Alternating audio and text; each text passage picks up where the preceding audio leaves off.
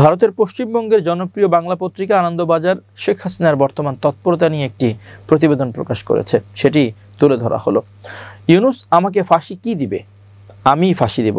সোমবার রাতেই ফোন করে বলে দিয়েছেন হাসিনা। অনুগামীদের দাবি, তেমনই হাসিনার কথায় দৃশ্যতই উদ্ভূত কলকাতাবাসী আওয়ামী লীগের নেতৃবৃন্দ। এতটাই যে তারা মনে করছেন বাংলাদেশের সাধারণ নির্বাচনে আওয়ামী লীগের পাশাপাশি জাতীয় পার্টি 14 দলের জোটকেও ভোটে লড়তে না দেওয়ায় তাদের একটা অলিখিত জোট হয়ে যাবে।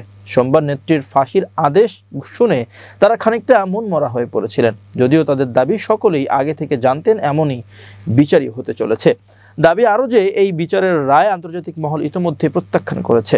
সোমবার দুপুরে হাসিনার ফাঁসির আদেশ হওয়ার পর তারা কেউই নেত্রীকে ফোন করার সাহস দেখাননি। নিজেদের মধ্যে ফোনাফোনি করে বিলাপ করছিলেন। মঙ্গলবার তাদের একজন বলছিলেন, আমরা বলাবলি করছিলাম, সব শেষ হয়ে গেল, আর আশা নেই। তার মিনিট পাঁচেকের মধ্যেই সেই নেতার ফোনে ফোন করেন খোদ হাসিনা। সেই নেতার কথায় প্রথমে নেত্রী বলেন, আমার গলায় ফাঁসির রশি আর তোমরা আমাকে একটা ফোনও করলা না। খানিক অপ্রস্তুত হয়ে ওই নেতা জবাব দেন তিনি ভেবেছিলেন ফোন করবেন, কিন্তু সাহস পাননি। জবাবে হাসিনা তাকে শটান বলেন, মোহাম্মদ ইউনূস তাকে কি ফাঁসি দেবেন? তিনিই বরং ইউনূসকে ফাঁসি দেবেন। ওই নেতার কথায় নেত্রী বললেন, ইউনূস আমাকে কি ফাঁসি দেবে? আমি ওরে ফাঁসি দিব। আল্লাহ আমারে এমনি এমনি বাঁচিয়ে রাখেননি। গ্রেনেড হামলাতেও আমার প্রাণ যায়নি। আওয়ামী লীগের নেতারা আশাবাদী পরিস্থিতি বদলাবে। ইউনূসের বিরুদ্ধে জনরোষ শুরু হয়েছে। হাসিনার ফাঁসির আদেশের পরে সেই রোষ আরও বাড়বে বলে তাদের বক্তব্য।